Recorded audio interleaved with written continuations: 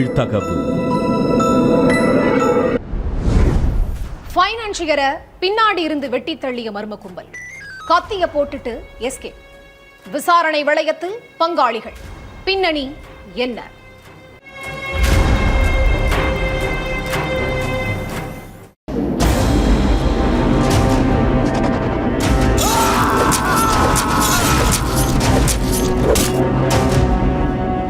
கிருஷ்ணகிரி மாத்தூர்ல உள்ள ஒரு கடையில அரிசி வாங்கிட்டு பெருமாள் குப்பத்துக்கு சாயந்தரம் எலக்ட்ரிக் ஸ்கூட்டர்ல போயிட்டு இருந்திருக்காரு ஃபைனான்சியர் சென்னையன்.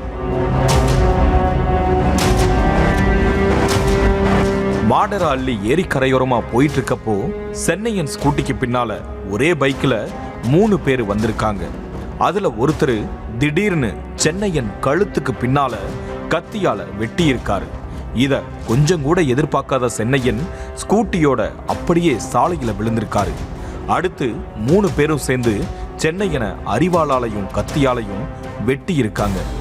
அத தடுக்கிறப்போ அவரோட கையிலையும் வெட்டு விழுந்திருக்குது.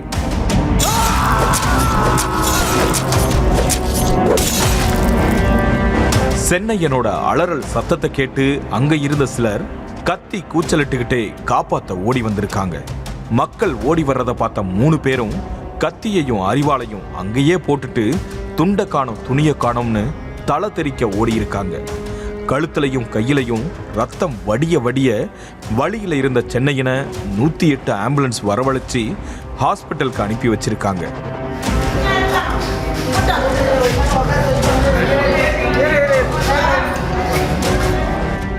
அடுத்து அங்க வந்த போலீஸ், உங்களுக்கு யாரோடையாவது பகை இருக்குதா, வெட்டிட்டு தப்பி ஓடுனது யாருன்னு தெரியுமான்னு விசாரிச்சிருக்காங்க. எனக்கும் என்னோட பங்காளிக்கும் 4 ஏக்கர் நிலத்துக்காக 3 வருஷத்துக்கு மேல தகராறு இருக்கிறதா சொன்ன சென்னையன், என் பங்காளி பேருமே சென்னையன் தான் சொல்லியிருக்காரு. பாகம் பிரிக்காம கிடக்கிற அந்த நிலம் யாருக்கு சொந்தம் அப்படின்னு எங்களுக்குள்ள சண்டை வராத நாளே கிடையாதுன்னு சொன்ன சென்னையன் கோர்ட்ல இது சம்பந்தமா கேஸும் போயிட்டு இருக்குதுன்னு சொல்லியிருக்காரு. எங்களுக்கு நிலத்து பற்றின 2-3 வருஷமா இருக்குது. பால்ராஜ், நாகராஜ், சென்னையன், மணி இவங்க எல்லாரும் சேர்ந்து ஆளுங்களை விட்டு என்ன கொலை பண்ணுறாங்க. இது 3ஆவது டைமு. ஏற்கனவே ஸ்டேஷனில் கம்ப்ளைண்ட் கொடுத்துருக்குறேன். கௌதம் சார், வேல்முருகன் இன்ஸ்பெக்டர்லாம் வந்து பார்த்து விசாரிச்சாங்க. அவங்க இதுக்கு எந்த ஒரு நடவடிக்கை எடுக்கல. இது 3ஆவது டைம் பண்ணிக்கிறேன். ஏற்கனவே 2 முறை பங்காளி சென்னையன், அவரோட மகன் மணி, உறவினர் பால்ராஜ், நாகராஜ் இவங்க 4 பேரும் சேர்ந்து அரிவாளால என்னைய வெட்டி இருக்காங்கன்னு சொல்லியிருக்காரு.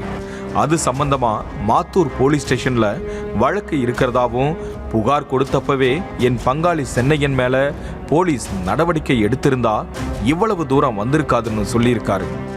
ஏரிக்கரை கிட்ட வச்சு வெட்டின 3 பேருமே கூலிப்படை தான். பங்காளி சென்னையன் சொல்லிதான் அந்த கூலிப்படை வெட்டிட்டு தப்பிச்சு ஓடிட்டதா சொல்லியிருக்காரு சென்னையன். அதனால பங்காளி சென்னையன், நாகராஜ், பால்ராஜ், மணி எல்லோரையும் விசாரணை வளையத்துல கொண்டு வந்திருக்காங்க போலீஸ்.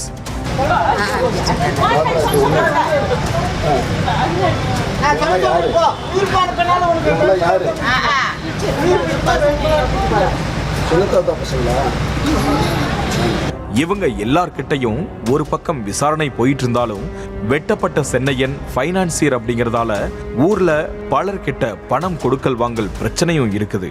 அதனால பணம் கொடுக்கல் வாங்கல் பகையில வேற யாராவது ஆள் வச்சு வெட்டி கொள்ள முயற்சி பண்ணியிருக்காங்களா அப்படிங்கிற கோணத்திலையும் விசாரணை நடந்துகிட்டு இருக்குது. சென்னையன் கிட்ட இதுவரை யார் யாரெல்லாம் பணம் வாங்கியிருக்காங்க, அதுல திரும்ப பணத்தை ஒப்படைச்சவங்க யாரு, பணத்தை கொடுக்காம இழுக்கடிக்கிறது யாரு, வட்டி கொடுக்காம எப்போதுமே பிரச்சனை பண்ணிட்டே இருந்தவங்க யாருன்னு பெரிய லிஸ்டே ரெடி பண்ணி விசாரணையில இறங்கியிருக்காங்க. எதுவா இருந்தாலும் முழு விசாரணைக்கு பிறகுதான் சென்னையனை கொலை பண்ண முயற்சி செய்தது யாருங்கிறது தெரியும்.